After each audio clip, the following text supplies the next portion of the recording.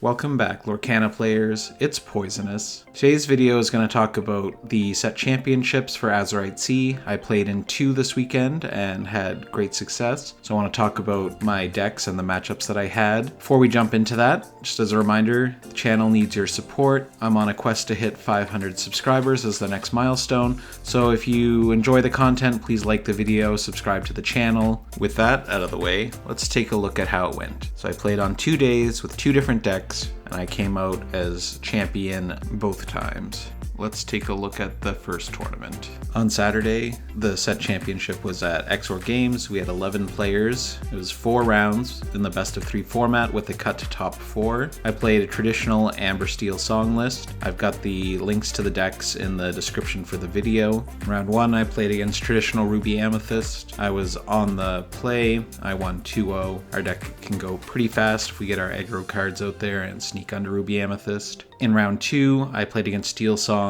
It was a mirror match with the traditional Steel Song list. I won both games on the draw. In round 3, I went up against the Kiwi Birds deck, the blue steel kind of aggro mid-range sort of list. This deck was very strong. I was on the draw for this one as well, and I did lose in 3. This deck has some synergies with Ward that can make it tough on Steel Song, but it was a close match, and I did lose. In round 4, went up against Emerald Amethyst traditional deck. I find that this matchup is pretty weak into traditional Steel Song because their characters are easily removed and they lose all of their tempo. So after 4 rounds, I was 2nd seed overall, going into top cut. At top 4, I played against the Amber Steel Aggro Mines list, or Diggy Hole. I did win 2-0. I was on the play because of my seeding, but I also won the second game on the draw. Both games were very close. I think they were at like 18 or 19 lore when I won each time. And then in the final, I went up against the Steel Song Mirror, the same one from round 2, and I was able to win 2-0.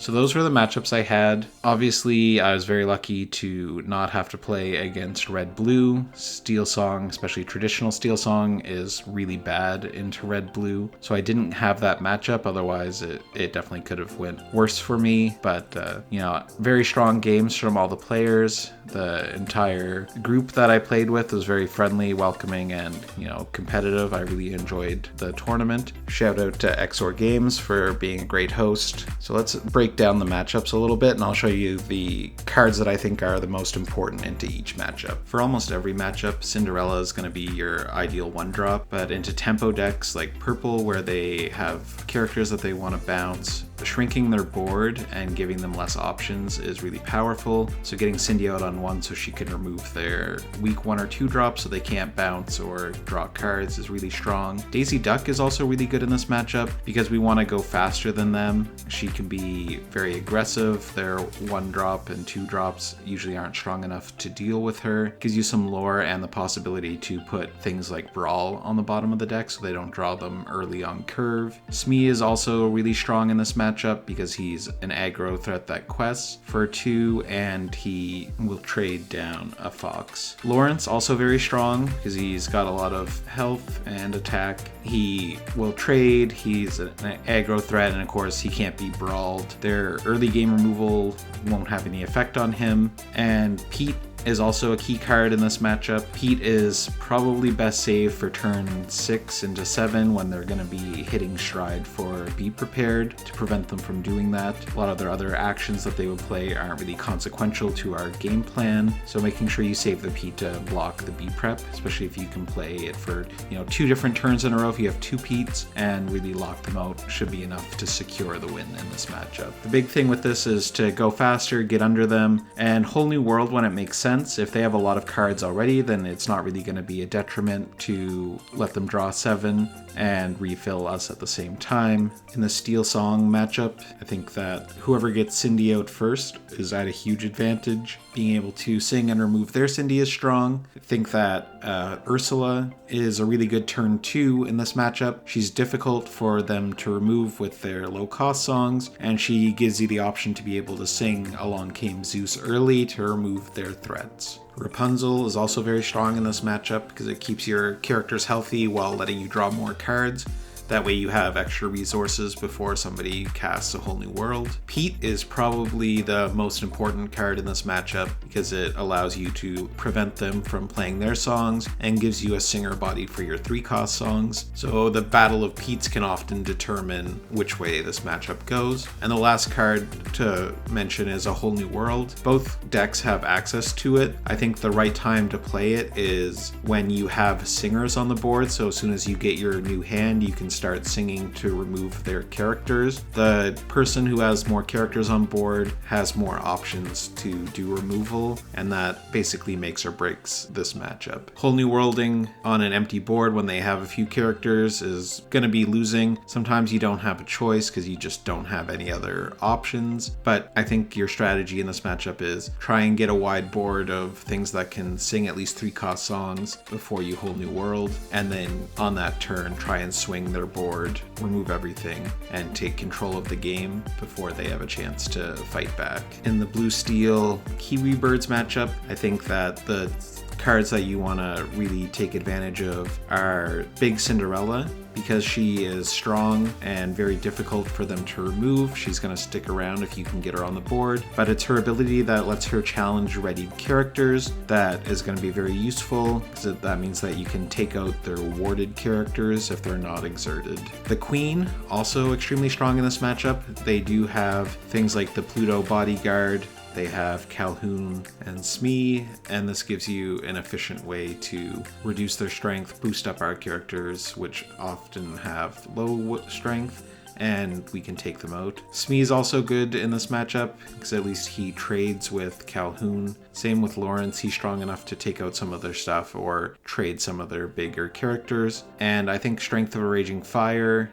is really good in this matchup. As long as they don't have everything covered by ward, if we build a wide enough board, we can kill some of their strong characters and overcome their resists. The Cogsworth is definitely a problem. If they get a Cogsworth out and now they have resist +2 on Calhoun, very hard for us to remove. So making sure that we have the Queen or Cinderella or other strong characters that can take them out when we get the opportunity is very important. We can also try and go faster, but sometimes that's difficult, especially if they're on the play. We can't really outrace them. So I think that focusing on being able to fight back for control is a strategy that we do have to employ as well. For the Emerald Amethyst matchup, this is probably one of the best matchups for this deck in my opinion. Turn 1 Cinderella with any of our songs like Let the Storm Rage On or Strength of Raging Fire to remove their cheap characters is very effective. They run a lot of weak 1-drops, and even a lot of the things they play on turn 2 can be easily removed. Once we take away their tempo, they don't have much on the board, then we can just steamroll them. Their deck relies on going fast to try and get to 20 using limited resources, and it's not too challenging for our deck to counter that as long as we run into songs and fight for the board first, and once we have good board control, then we can start to quest and take the game back. Smee and Lawrence also good in this matchup just because they have to trade, they can't bounce them with kit, and they have the ability to take out their characters. We just have to be careful with Lawrence and Rapunzel in this matchup to not let them get a huge go-go off because of that. We don't have too many other high health characters, but those ones, are potentials for them to take advantage of. In the Diggy Hole or the Amber Steel Mines matchup, I think we have to be very mindful of the fact that their deck is going to be much faster than ours. So using any of our aggro cards like Lilo or Daisy aren't going to be very effective. What we need to do is fight to remove their stuff as fast as possible all the time. Cinderella, being able to sing songs and remove their characters, obviously is very strong. Ursula is good in this matchup because she's hard for them to remove and she can sing songs like Along Came Zeus for us. Rapunzel, I think, is stronger in this matchup because we want to get our card draw without using A Whole New World whenever possible, and she's a 4 body that can sing Zeus. The Pete, obviously also strong, prevents them from singing their songs, but they only have a limited amount, so he's not as impactful, but he does give a chunky body to trade into their characters like Calhoun, and he can sing songs that cost 3 or less as well. The Whole New World, I think, is critical in this matchup when at all possible, because their deck is more aggressive. Refilling their hand means that they're going to drop a lot more stuff on the board, which will be harder for us to deal with. I think that it's in your best interest to only play a Whole New World when you desperately need to seek an answer to prevent them from winning the game, or if you have a wide enough board that if you hit into some songs off the Whole New World, that you'll be able to completely wipe their board and make it so you can fight against whatever they play on the next turn. If we can't take control of the board before we Whole New World, then it's just gonna snowball and they're gonna win even faster. So in the finals, I did play the same deck from round 2, so I'm not going to go over the breakdown for that matchup again, but those are the strategies that I used in order to play into these matchups during the tournament, and I was able to come out with a win. So if you want to try this deck out, it is still very strong into everything except for red-blue, so you just need to be mindful of that in your local meta. On Sunday, I played in another set championship at EM Cards and Collectibles. This one had 14 players. It was a 4-round of 2-game format with a cut to top 8, the top 8 being best of 3. So in the first round, I played against Ruby Sapphire. I won on the draw, but then I lost on the play, so we ended up splitting. Round 2, Lemon Lime Hyper Aggro. I almost fought my way back into it, but I lost the first game when I was on the draw, and then I did win on the play. In round 3, I went up against Ruby Amethyst, which is a deck I find I usually do well against, but I ended up splitting, unfortunately, so 3 draws for my first 3 rounds. Going into round 4, I knew I needed to pull out a win, and I got paired into Amber Steel Aggro. I did 2-0 this matchup. I think that Blurple does extremely well into Amber Steel Aggro, much better than it does into like traditional Amber Steel, so I was able to get the win here, and at Top Cut I had 3rd seed. Being in the top 4, I was able to go first in my first round matchup of top 8, and I was up against a different Ruby Sapphire deck, and I was able to 2-0 this matchup. Both games were close, but I came out on top in both, and moved on to top 4, where I played against an Amber Steel Locations deck. It's like an aggro deck, but very heavy on locations. Very powerful into a lot of the meta, but I think that this is probably the most easy matchup for this deck to beat, because I'm running 4 crabs and 4 foxes. It was very difficult for them to keep anything on board, so I was able to win both games on the draw. The finals was against Emerald Steel Discard. I was on the play for this. I did have the higher seed in this matchup, and I was able to pull out the win in 3. I won both games that were on the play, and I lost the game on the draw. All the games were extremely close. The first game, very tough even on the play. I almost lost, but Hades was able to pull out a big victory for me in that one. Shout out to EM Cards and Collectibles for being a great host for this tournament. It was very competitive. The community there is great, and I enjoyed all the matchups and making friends with all the players there. They also did a giveaway for a trove, which was great to see. So let's dive in and take a look at the matchups and how I played them. In the red-blue matchup, I think that Diablo is the best one-drop because he's going to get you a card when he eventually gets removed, whereas Chernobog's Followers and Magic Broom both often get removed before you get any value unless you banish the broom the same turn that you play it. I think Rabbit is also extremely good in this matchup because the high likelihood to remove Genie. I think Rabbit is a much better play whenever possible. You're going to get at least 2 cards, and if you can bounce it, you can get a lot more. This is a very long, drawn-out game, so not running out of resources is extremely important, and the Rabbit is a huge part of that. Our instant lore gain burn cards, like Goat and White Rose, are also very important. This is part of how we can still get to the finish line in this matchup, even though they constantly remove our stuff every turn. We try and get as much value as we can out of our Goat and play Rose to put a body on the board that they have to deal with. The McDuck Manor is a very strong card in this matchup. If you're going first and you can play it on turn 3 and they don't have a hideaway, it can be almost game breaking, but I also like to save it in in my hand until they eventually do a Be Prepared, and then follow up the next turn with McDuck Manor or 2 McDuck Manors if you're lucky enough to have both. That did happen to me in my quarterfinal game. They Be Prepared and I played 2 McDuck Manors, and the game was over shortly after that because they couldn't answer them. The last card, which I think is really important in this matchup, it's a card I usually hold in my hand, is Hades. We need a way to reliably remove the Maui Shark as soon as it's played so they don't get value out of it and start singing and re-singing a pirate's life. So saving a Hades to immediately get rid of the shark is very strong. It's also good against Dragon and Sisu, but you want to hang on to this and, bounce and replay it if necessary. But it's our best answer to a lot of their big cards, and we can take away their value so we can slowly grind them out with our instant lore gain and our constant flood of low-cost characters that get lots of value.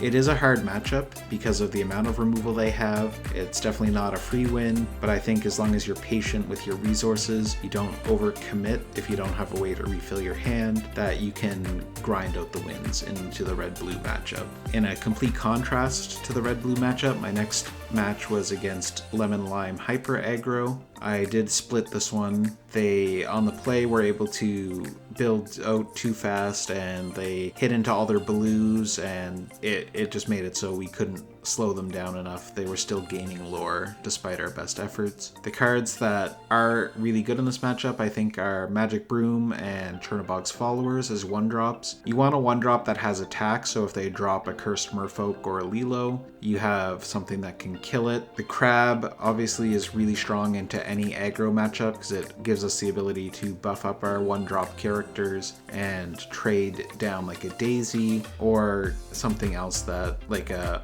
bodyguard blue or the Donald Duck bodyguard. Fox also really good because it has rush, so we can take out an extra character the turn that you play it. Befuddle I think is underrated in Blurple, and it's extremely good. You can bounce the characters before they get even a single quest off with it and really slow them down, buy yourself some time in order to try and get enough characters on board and develop some answers in your hand, like Elsa, who's our next card. She can exert readied characters, making them available to be challenged so you can remove them. I think that this matchup is challenging because the Blurple deck has a kind of a low, slow start, but it does have answers. You just need to prioritize your mulligan for them. If you're lucky and you hit into lots of crabs and foxes and befuddle, you can definitely take this match like I did in the second game. In the Ruby Amethyst match, I think that this deck is actually pretty strong. We have a lot of cards that generate a lot of value.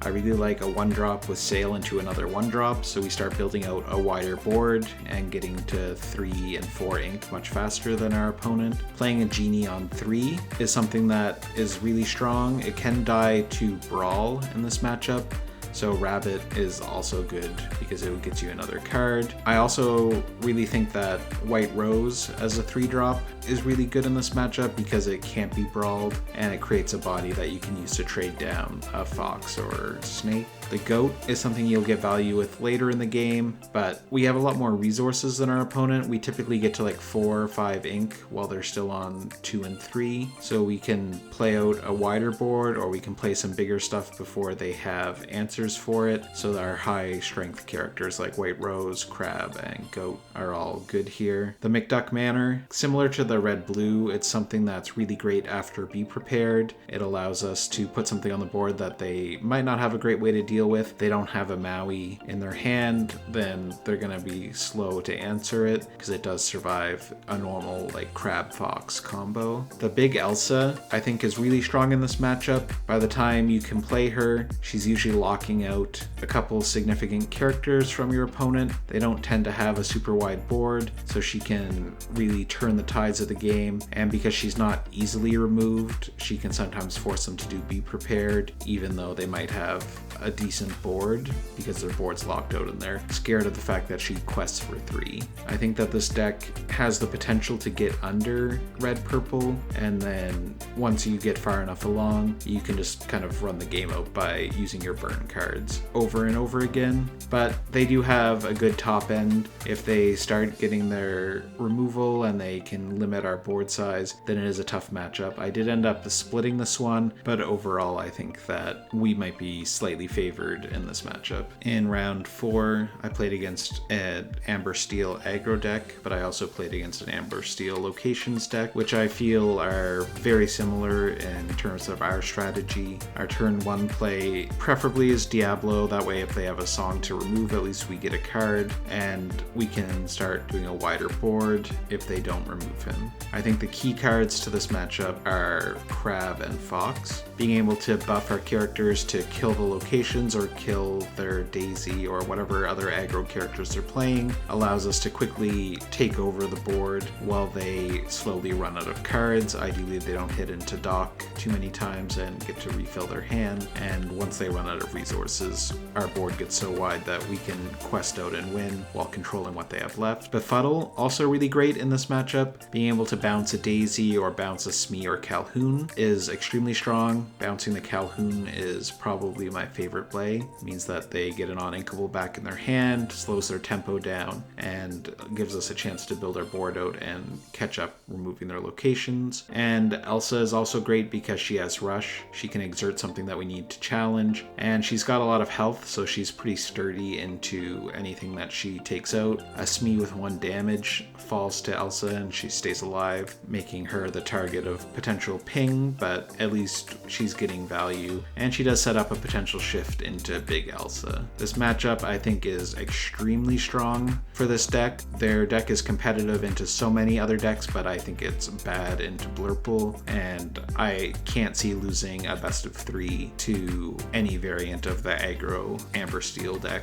So my top 8 and top 4 matchup were against Ruby Sapphire and Amber Steel respectively. We've already covered the strategy for those decks, so we'll jump into the deck that I matched up against in the finals, which was Emerald Steel Discard. It's not a deck that I've played a lot against this set, but I do have lots of experience playing against it from previous sets. I think that it's pretty obvious that you want to prioritize card draw. So we have a lot of 1-drops that are great at generating more card draw. So playing a 1-drop on 1, Sail on 2, and another 1-drop feels really good. But we also have access to Befuddle. So if they play a Calhoun on 2, or they've set up a Diablo but don't have the shift, bouncing it to prevent the shift is also very strong. Our draw cards in Rabbit and Genie are also good. I think that the Genie, if you can get it out on 3, can be a good threat because it is something that can take out a Diablo if they play it. But our Rabbit, of course, is our double card draw, very strong. And Fox and Crab are both good into their low strength characters. It also allows us to, boost up a Diablo and trade into something bigger. I think Elsa is also important in this matchup because it can take out their Diablo and sets up the potential shift into Big Elsa. I had a lot of success with Hades in this matchup. Being able to target remove some of their characters like Diablo or even the Ursula Deceiver of All is extremely strong, and he does provide a big body that can trade down other characters once he's on the board, and then we can bounce, pick him up, and replay him. This matchup is tough. I would say it's definitely not a free win because of the amount of removal they have. They can, exercise hand control, and they can build out a pretty wide board with Ward, and if their Diablos go unanswered and they get a lot of cards in their hand, then they always have ways to deal with whatever we play. We want to build a wide board, so we have options. They want to take away our wide board, so we don't have options. So it's a kind of a battle of 2 game plans. The pilot for this deck was extremely strong. The match was recorded at the store. I think that eventually it'll be posted, and I'll update this video with a link in the description to the match if you want to see how it did play out. but it was very good gameplay, and overall, I think that it's probably about 50-50. I wouldn't say that one deck is heavily favored over the other into this matchup, but definitely, you know, prioritize wide board and card draw as much as you can. Weather the storm. We do have a good top end with the Hades and the Elsa. We just need to survive long enough to get there and keep our resources up so we're not just top decking and hoping to scrape our way to victory. So this was another great tournament. I want to do a shout out to EM for being a great host and for all the players who came out for being fun, welcoming, and competitive. I had a really great time and I look forward to playing there again. So that's a wrap up of my 2-set championships. I was very fortunate to come out with a win in both. I think that both decks are viable if you're interested in playing them. Just make sure that you have a good understanding of the strategy into the common decks you see in your meta, because a deck that you're comfortable with is probably your best bet in such a varied meta. Happy to see so many different decks winning set championships with Azurite C. It's not just boiling down to 2 main decks. Lots of people are getting promos and playmats with different stuff, and that, you know, makes me very happy because it allows people to be more creative. Thanks for watching the video. Drop a comment, let me know how you've been doing in your set champs or what deck you want to play in your next set championships. We still got 2 weeks of set champs left, so hoping to get out and play in another one this weekend. Not sure which deck I'm going to play, if it'll be one of these or maybe a different one. Like to keep a little bit of mystery around it, and you know, I find it fun to play different decks and see what kind of matchups I get and how things go. As always, appreciate you sticking here till the end. If you could drop a like, comment, subscribe, that'd be great. Thanks, and we'll see you next time.